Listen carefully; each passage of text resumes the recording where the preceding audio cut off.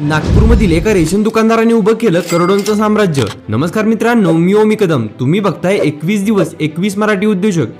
दिवस 4 नागपूरमधील हे आहेत केशव विष्णू पेंढरकर। 1952 पर्यंत ते नागपूरमध्ये एक रेशन दुकानदार होते, पण यातून त्यांना पुरेसे पैसे मिळत नसल्यामुळे ते त्यांच्या कुटुंबासह मुंबईमध्ये आले। मुंबईत आल्यावर पेंढरकरांनी अनेक व्यवसाय सुरू केले, बाजार समजून घेतला आणि त्यांच्या असं लक्षात आलं की भारतीय बाजारातील बहुतांश कॉस्मेटिक उत्पादने ही परदेशी ब्रँड आहेत। अशा परिस्थितीत विष्णू यांनी नैसर्गिक आयुर्वेदिक उत्पादने बनवण्याचा निर्णय केला आणि 1952 मध्येच त्यांनी आपल्या घरातील स्वयंपाकघराला आयुर्वेदिक उत्पादनांच्या युनिटमध्ये बदललं। मित्रांनो, अशा प्रकारे एका छोट्याशा घरात विको या ब्रँडची सुरुवात झाली। त्यांचे पहिले आयुर्वेदिक उत्पादन म्हणजे विको वज्रदंती टूथ पावडर। सुरुवातीला केशव आपल्या मुलांसह घरोघरी जाऊन ही पावडर विकायचे। पुढे 1957 मध्ये त्यांचा मुलगा गजानन पेंढरकर हे विष्णू इंडस्ट्रीज केमिकल कंपनी म्हणजेच विको या व्यवसायात सहभागी झाले आणि त्यांनी विकोची अनेक स्वदेशी आयुर्वेदिक उत्पादने